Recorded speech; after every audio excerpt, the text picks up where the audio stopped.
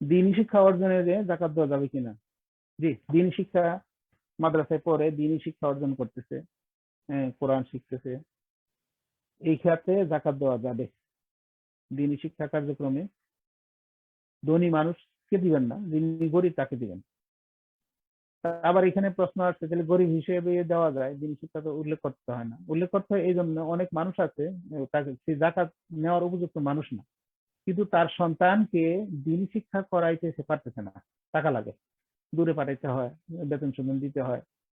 তো সেই ক্ষেত্রে বলা হচ্ছে যে সক্ষম মানুষ সে যাকাত নেওয়ার মতো লোক না, কিন্তু তার বাচ্চাকে ইসলামী শিক্ষা দেওয়ার জন্য এই পরিমাণ সম্পদ নেই, শুধু ওই মানুষটাকে ইসলামী শিক্ষা খাতে তার পড়াশোনা পারপাস জাকাতের টাকা দেওয়া যাবে, আপন হোক পর হোক যেই হোক, সেই ক্ষেত্রে আপন হলে তার অনেক ভালো। দ্বীনি শিক্ষায় ছাত্রবৃত্তিতে জাকাত দেওয়া যাবে কিনা। যে আপনি একটা ফাউন্ডেশন বানাইলেন, স্কুলে হোক মাদ্রাসায় হোক, স্কুলে দ্বীনি শিক্ষা দিতে পারবেন জাকাতের টাকা, অন্য খাতে না, যেহেতু এটা একটা ইবাদত।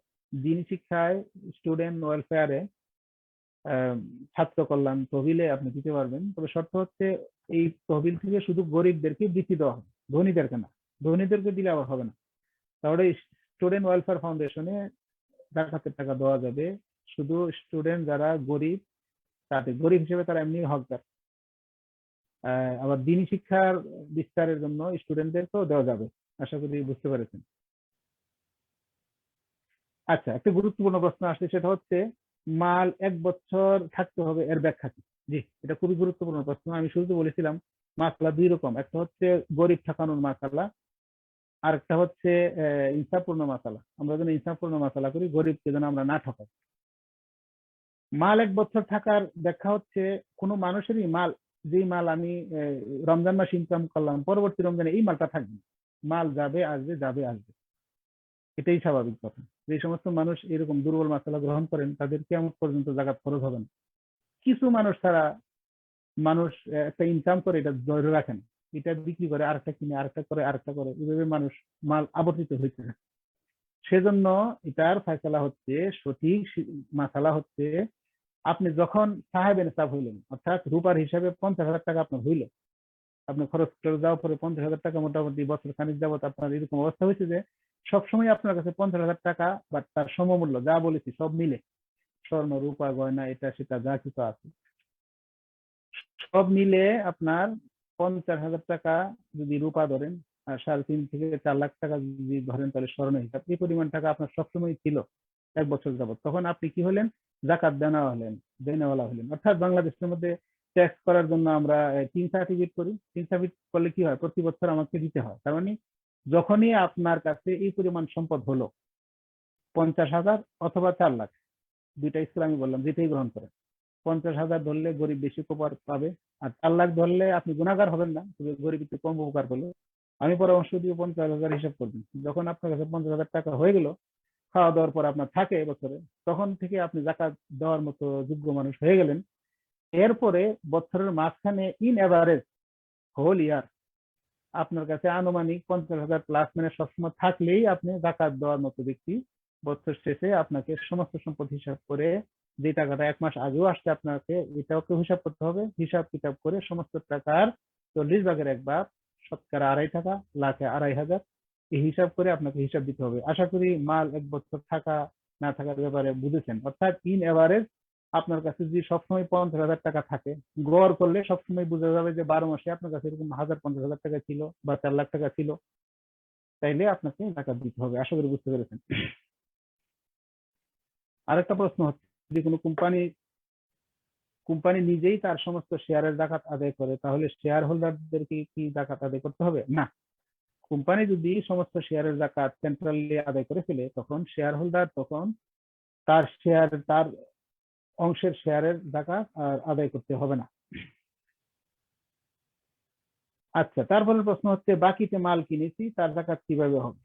বাকি কিছু বিল আছে, সেগুলি জাকাত কি হবে। জি, সুন্দর প্রশ্ন। তার জবাব হচ্ছে, বাকিতে মাল কিনেছেন, আপনাকে উইদিন শর্ট টাইম দিয়ে দিতে হবে, তাহলে জাকাত থেকে এই টাকাটা বাদ দিবেন।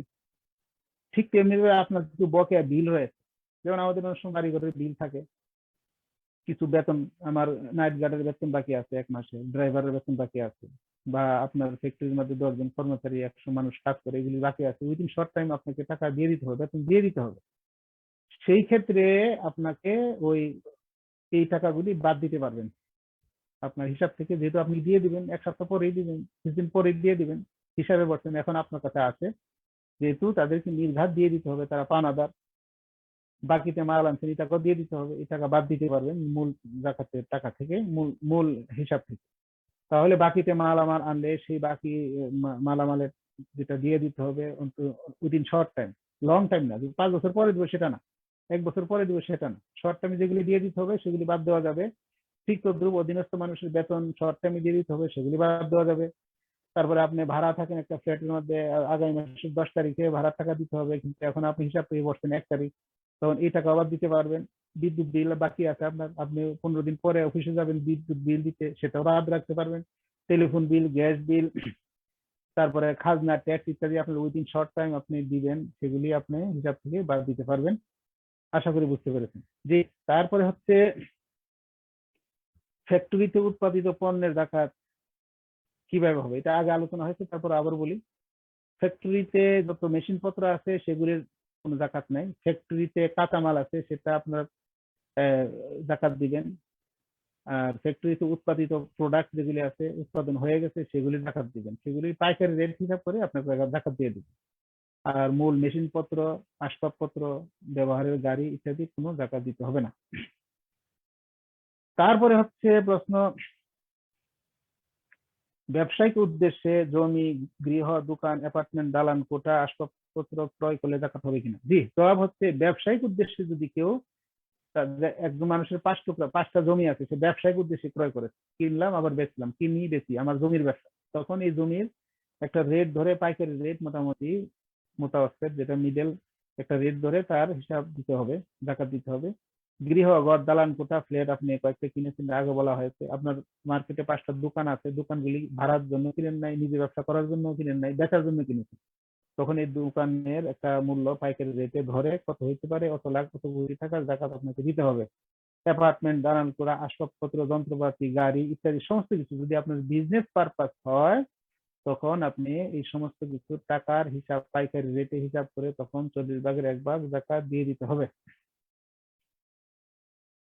মোটামুটি এটাই কথা, আগে ছিল, তারপরে এর সাব প্রশ্ন আবারও আসছে, আমাদের আসলে ক্লিয়ার হওয়া দরকার। সবাইকে অনুরোধ জানাবো, গায়ের জোরে জান্নাতে যাওয়া যাবে না, কোনো চিপাগলি নাই, কোনো এদিক সেদিক পথ নাই, আমরা জান্নাতে চলে যাবো এমনি এমনি আল্লাহর এই ফরজ পালন না করে। সেজন্য আমরা সাবধান হই, সতর্ক হই। জাকাত দিলে আল্লাহ রাসূল বলেছেন, আল্লাহ বলেছেন, আল্লাহ বরকত দিবেন, বাড়াইয়া দিবেন, মাল সম্পদ বাড়াইয়া দিবেন।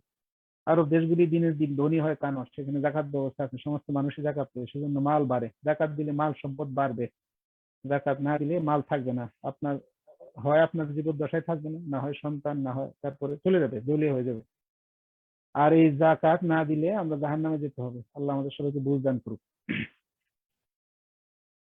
আচ্ছা, আরেকটা প্রশ্ন আসছে, যে পাওনা টাকা কোনো দ্রব্যের এগেনিস্টে না, এই জিনিসের জাকাত দিতে হবে কি? জি, উত্তর হচ্ছে, যেই পাওনা আপনার স্থাবর অস্থাবর সম্পত্তি হোক, যাই হোক, আপনি কোনো এগেনিস্টে পাবেন এরকম না। যেমন আপনি বাপ মারা গেছে, বাপ মারা যাওয়ার পরে আপনি সেখানে সম্পত্তি পাবেন, এটা কোনো বিনিময় না, এটা আল্লাহর পক্ষ থেকে নির্ধারিত মিরাস, ওয়ারিশ হিসেবে আপনি সম্পত্তি পাবেন। এই সম্পত্তি জাকাত হাতে আসার পরে আপনি দিবেন, পাবেন শিওর, কিন্তু হাতে পান নাই, এটা জাকাত দিতে হবে না, যখন পাবেন তখন জাকাত দিতে হবে। ঠিক তদ্রুপ দান, ওসিয়ত, মোহরানা, একজন আপনাকে দান করবে বলছে 1000 টাকা, $1000, 20,000 একটা অ্যামাউন্ট, একটা মানুষ মারা যাওয়ার সময় ওসিয়ত করে গেছে ইমুককে 5,000 টাকা দিয়ে, আপনি এখনো পান নাই, তবে আপনি জানেন বলে যেহেতু গেছে ওনার ছেলে অবশ্যই আমাকে দিবে, সেই ক্ষেত্রে কোনো কিছুর এগেনিস্ট ছাড়া পাওনা টাকা, মানে এটার এমনি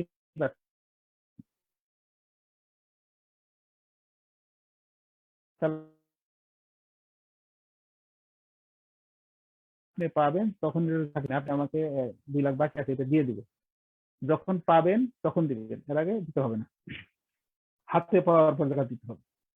এর আগে জাকাত দিতে হবে না। বাড়ি ঘরের লোন, তা আবারও প্রশ্ন আসছে, বাড়ি কেনার লোন, ফ্ল্যাট কেনার কি হবে?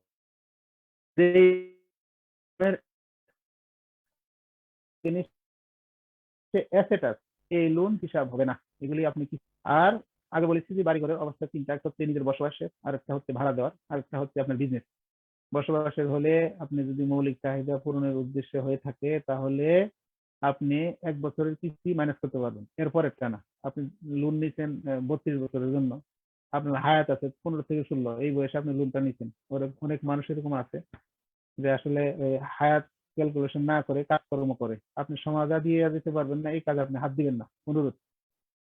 আপনার বয়স 65, আপনি 30 বছরের কিস্তিতে বাড়ি লোন নিচ্ছেন এই বয়সে, আপনি এটা সামাল দিয়ে দিতে পারবেন? এই কাজ আপনি কেন করেন? ইসলামিক লোন হইলেও নিবেন না, সুদ তো নিবেনই না। সেই ক্ষেত্রে বাড়িঘর নিত্য প্রয়োজন, খুব দরকারে বসবাসের জন্য যদি আপনি ঋণ নিয়ে বাড়ি করে থাকেন, পুরা ঋণের টাকা বাদ যাবে না। যেহেতু আপনার মৌলিক চাহিদার একটা অন্তর্ভুক্ত মনে করছেন এটাকে, একটা বাড়ি একটা ফ্ল্যাট না হলে না হয়, তখন আপনি 1 বছরের কিস্তি শুধু বাদ দিতে পারবেন, পুরা কিস্তি বাদ দিবেন না।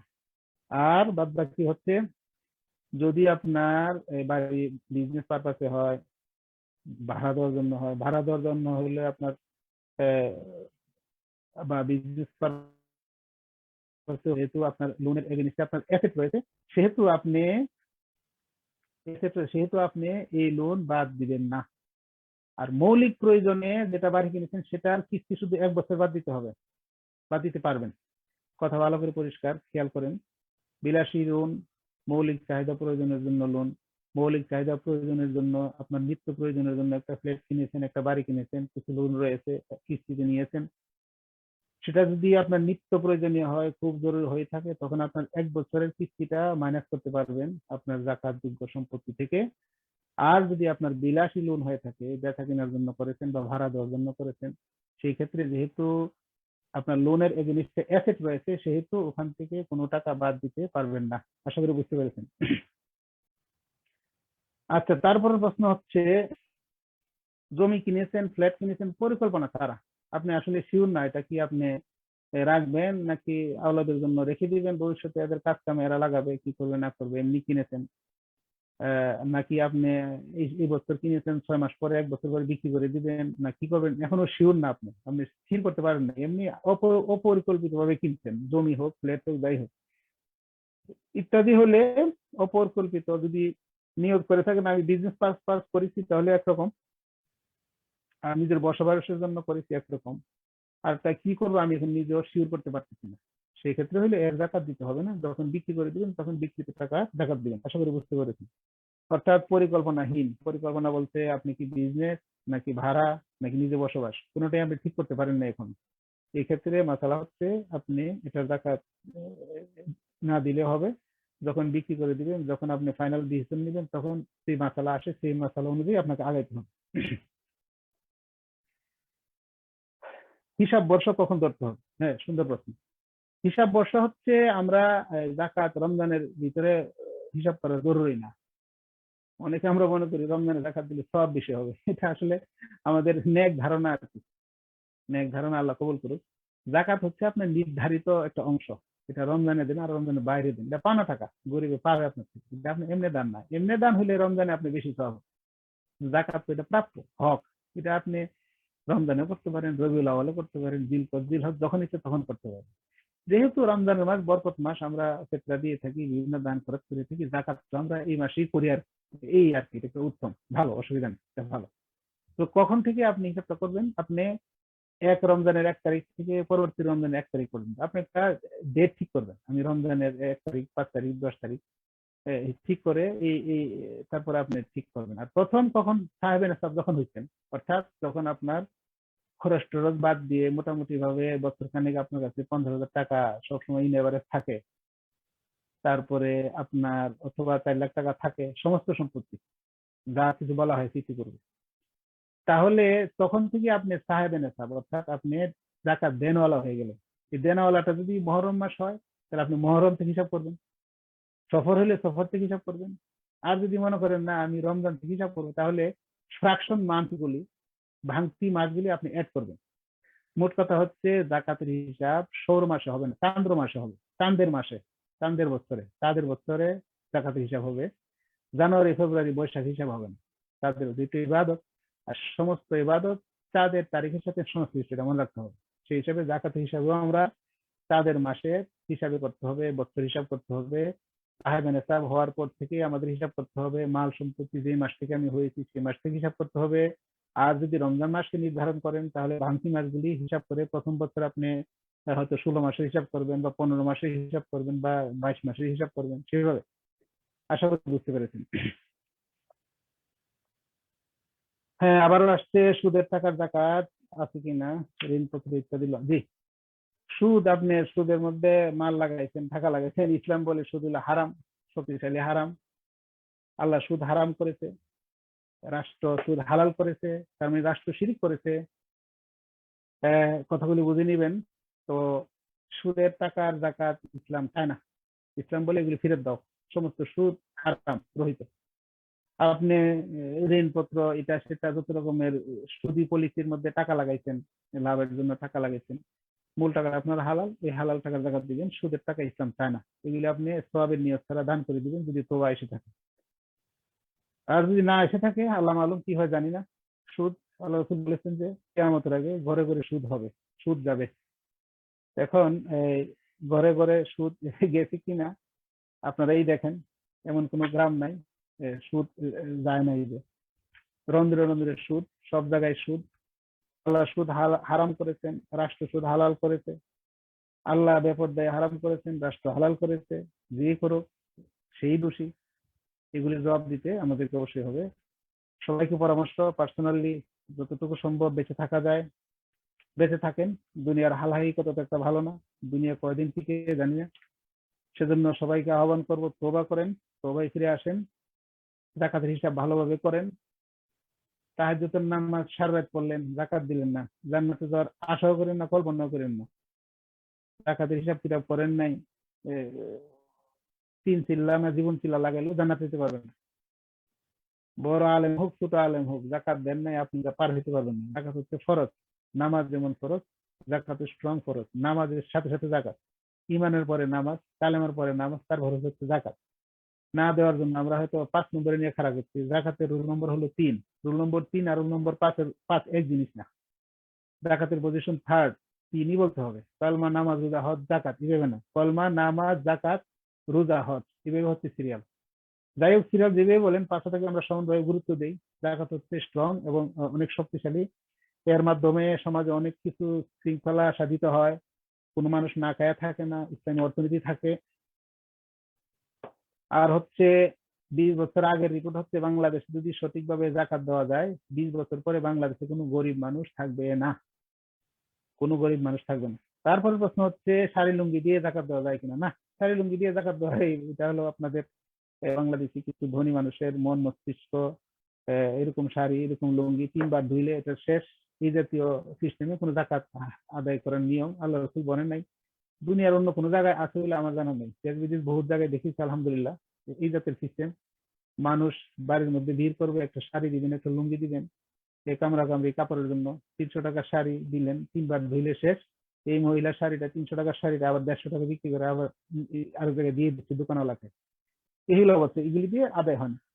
জোর করে আদায় করা যাবে না, আল্লাহ রাসূল যদি না বলে থাকেন। আশা করি বুঝতে পেরেছেন। শাড়ি লুঙ্গি দিয়ে জাকাত আদায় করলে এইভাবে জাকাতের সিস্টেম না, এগুলি পরিহার করা দরকার। জাকাতের সঠিক নিয়ম আমাদের আসতে হবে। জি, তারপর প্রশ্ন হচ্ছে 30 লাখ টাকার ফিক্সড ডিপোজিট আছে, বছরে লাভ আসে 70,000, জাকাত কি 30,70,000 দিব নাকি শুধু 30 লাখের দিব, নাকি শুধু 70,000 দিব? জি, প্রশ্ন আগে এগুলি এসে গেছে, আশা করি বুঝতে পেরেছেন। তারপর আমি বলছি, এই ইনভেস্টমেন্টটা কি সুদের উপরে আছে নাকি ইসলামের উপরে আছে? দেখি ইসলামী অর্থ ব্যবস্থার মধ্যে দিয়েছেন নাকি সুদী অর্থ ব্যবস্থার মাধ্যমে দিয়েছেন, এটা জানা দরকার। যদি ইসলামী ব্যাংকিং এ দিয়ে থাকেন তাহলে ওনারা হালাল ঘোষণা দিচ্ছেন, ওনারা ঘোষণা দিচ্ছেন হালাল, প্রশ্ন না করে আমাদেরকে হালালটা গ্রহণ করা উচিত। বাদ বাকি দায়িত্ব ওনাদের। ওনারা যদি বলে থাকেন পলিসিটা হালাল, দ্যাটস ইট, আপনার আর কোনো আপনার দায়িত্ব নাই, এটা ওনাদের দায়িত্ব। সেই হিসাবে যদি ইসলামিক ব্যাংকিং এ দিয়ে থাকেন, যে কোনো ইসলামী ব্যাংকিং, বাংলাদেশে ইসলামী ব্যাংকিং তো বেশ কয়েকটা আছে, বেশ কিছু খাত আছে, অনেক সুদী ব্যাংকও আজকাল ইসলামী উইংস খুলেছে। যদি ইসলামিক কোনো কার্যক্রমে আপনি দিয়ে থাকেন তাহলে আপনার মূলধন এবং লাভ দুইটারই দিতে হবে। আর যদি সুদী কার্যক্রমে দিয়ে থাকেন, সুদওয়ালাটার জাকাত ইসলাম চায় না, এটা আউট। এটা আপনি দান করে দিবেন সবার নিয়ত ছাড়া, তোবা করে ফেলবেন মূল টাকার, তখন মূল টাকার জাকাত দিবেন। মোট কথা হচ্ছে 30 লাখ টাকা ডিপোজিট করছেন, বছরে 70,000 লাভ হচ্ছে, লাভ হওয়ার পরে আপনার হয়ে গেল এই বছরে 30,70,000। ইসলামী কার্যক্রম থেকে, ইসলামী পলিসি থেকে নিলে আপনাকে 30,70,000 জাকাত দিবেন। আর যদি সুদী কোনো কার্যক্রম থেকে নিয়ে থাকেন তাহলে শুধু 30 লাখের দিবেন, 70,000 সুদের জাকাত ইসলাম চায় না। আশা করি বুঝতে পেরেছেন। তারপরে প্রশ্ন হচ্ছে 7 ভরি স্বর্ণের কাছাকাছি স্বর্ণ থাকলে, 7 ভরির কাছাকাছি স্বর্ণ থাকলে জাকাত হবে কি? নিসাবের অতিরিক্ত স্বর্ণের জাকাত হবে নাকি পুরোটারই হবে? জি, সুন্দর প্রশ্ন। স্বর্ণ আপনার কাছে আছে, যদি কোনো বোনের কাছে অন্য কোনো টাকা পয়সা নেই, শুধুই স্বর্ণ আছে, তখন 7.5 ভরি হলে তখন জাকাত দিবে, এর কম না। 7.5 ভরি হলে পুরাটারই জাকাত দিবেন। মানে 8 ভরি আছে আপনি আধা ভরি দিবেন না, 8 ভরি আছে আপনি পুরার 8 ভরি দিতে হবে। 7.5 ভরি আছে 7.5 ভরি এবং তার চেয়ে বেশি যা হবে তারই দিতে হবে। মনে রাখা ভালো হবে যে আমরা শুধু আপনার কাছে স্বর্ণ আছে 4 ভরি, আর যে টাকা পয়সা আছে বাকি টাকা পয়সা আর 4 ভরির সমমূল্য আছে, তাহলে আপনার হয়ে গেল 8 ভরি। কিন্তু পুরাটারই টাকার এবং স্বর্ণ দুটোই জাকাত দিবেন। কথা বুঝে আসছে আশা করি। সম্পদ যদি 7.5 ভরি, এটা তো একটা স্ট্যান্ডার্ড দেওয়া হয়েছে। আগে তো টাকা পয়সার কাগজে ছিল না, স্বর্ণের ছিল, রূপার ছিল, সেজন্য কথাগুলি এরকম আসছে আর কি। মোট কথা আপনার কাছে 7.5 ভরি স্বর্ণ অথবা সমপরিমাণ সম্পদ, টাকায় হোক স্বর্ণ রূপা, আপনার যেগুলি বলা হয়েছে ডিপোজিট টিপোজিট সব মিলে আসবি, এই পরিমাণ সম্পদ আপনার কাছে থাকে হাওলান হাল, অর্থাৎ সমস্ত বছর কম আর বেশি ইন এভারেজ থাকে, তখন আপনাকে জাকাত দিতে হবে। আর যদি আপনার অন্য কোনো কিছুই নাই, শুধু 7.5 ভরি স্বর্ণ আছে আর কিচ্ছু নাই, তখন জাকাত দিতে হবে না, যেহেতু আপনার 7.5 ভরি পূর্ণ হয়নি। মোট কথা হচ্ছে সংজ্ঞাটা এইভাবে ধরে নেন, কোনো মানুষের কাছে 7.5 ভরি স্বর্ণ অথবা 52.5 তোলা রূপা, 50,000 টাকা অথবা 3.5 থেকে 4 লাখ টাকা যদি কোনো মানুষের কাছে থাকে, ক্যাশ ইন হ্যান্ড, জমা পাওনা দানা স্বর্ণ গয়না সব মিলে, তখন তাকে টাকা দিতে হবে। যদি কোনো বোনের কাছে অন্য কিছুই নাই, শুধু 7.5 ভরি স্বর্ণ আছে, তখন তার জাকাত ফরজ না। যদি কোনো বোনের কাছে 4 ভরি স্বর্ণ আছে আর বাকি 3.5 ভরির সমমূল্য টাকা অথবা অন্য সম্পদ আছে, তখন তাকে জাকাত দিতে হবে। মোট কথা হচ্ছে 7.5 ভরি স্বর্ণ অথবা 52.5 ভরি রূপা, এর সমমূল্য সম্পদ, স্বর্ণ হোক, রূপা হোক, টাকা হোক, পয়সা হোক, এই সমমূল্য সম্পদ যদি আপনার কাছে থাকে, আপনাকে জাকাত দিতে হবে। আলহামদুলিল্লাহ, আমার আল্লাহ বাংলাদেশে প্রায় সব মানুষের উপর জাকাত আছে, কিছু গরিব মানুষ ছাড়া সবার উপর জাকাত আছে। এখন তো সম্পদশালী মানুষের সংখ্যা বেশি। আর কোরআন হাদিস বলছে কিয়ামত যত ঘনাবে মানুষের সম্পদ বাড়বে, মানে সম্পদ কমবে না, সম্পদ বাড়তে থাকবে। আশা করি বুঝতে পেরেছেন। বাড়ি ভাড়ার উপর জাকাত প্রযোজ্য কিনা, যে প্রশ্ন উত্তর দেওয়া হয়েছে, জি, বাড়ি ভাড়ার উপর আপনার খরচ গিয়ে বছর শেষে যদি আপনার জাকাত দেওয়ার মতো সেই পরিমাণ 3.5 থেকে 4 লাখ টাকা অথবা 50,000 টাকা আপনার থাকে, তাহলে আপনাকে দিতে হবে। ভাড়ার টাকার উপর জাকাত আছে। ভাড়ার উদ্দেশ্যে ক্রয় করা বাড়ি বা ফ্ল্যাট, ওটার উপর জাকাত নাই, ইনকামের উপর জাকাত আছে।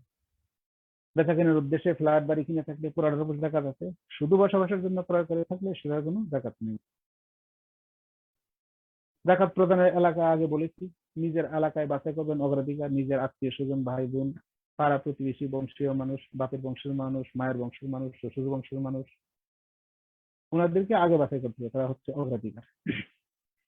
অবৈধ এবং হারাম মালের জাকাত নেই আগে বলা হয়েছে। অর্জিত সুদের উপর জাকাত নাই, যেহেতু সুদ ঘৃণ্য জিনিস, ইসলাম এটাকে সমর্থন করে না, সেই জিনিসের জাকাত ইসলাম চায় না, এগুলি ফিরত দিতে হবে। প্রিয় ভাইরা, আমরা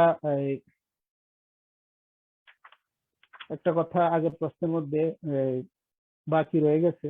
আমরা বলেছিলাম মাল সম্পত্তির উপর 2.5% জাকাত এবং শস্যের উপরে, ফসলের উপরে 20/1 অথবা 10/1, বিনা শ্রমে, বিনা সার, বিনা পানিতে, বিনা খরচে হলে 10/1, আর সার, কীটনাশক, পানি ইত্যাদির মাধ্যমে উৎপাদন হলে 20/1।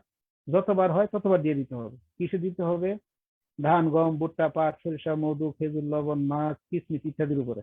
পচনশীল দ্রব্যের উপরে জাকাত নেই, যতবার হয় ততবার দিতে হবে। আরেকটা কথা বলেছিলাম যেটা বাদ করেছিল আগের প্রশ্নে, সেটা হচ্ছে খনিজ সম্পদ এবং গনিমত। খনিজ সম্পদ এবং গনিমতের মালের জাকাত হচ্ছে জীবনে একবার 5 ভাগের 1 ভাগ দিয়ে দিতে হবে। এটা খনিজ সম্পদ পাইলেন, মাটির নিচে একটা গুপ্তধন পাইলেন, এটার জাকাত 5 ভাগের 1 ভাগ দান করে দিবেন জীবনে একবার। এই জিনিসের জাকাত আর কখনো দিতে হবে না। মোটামুটি আমরা শেষ পর্যায়ে চলে আসছি প্রশ্ন উত্তরে। এবারে আরেকটা প্রশ্ন আসছে, জেলে অনেক মুসলিম অন্যায়ভাবে শাস্তি পাচ্ছে কোনো অন্যায় ছাড়া এবং তারা টাকার অভাবে জেল থেকে বের হতে পারছে না বা বেল পাচ্ছে না, তাদের মুক্তির জন্য জাকাত দেওয়া যাবে কি? যে এই প্রশ্নের উত্তর আগে দেওয়া হয়েছে।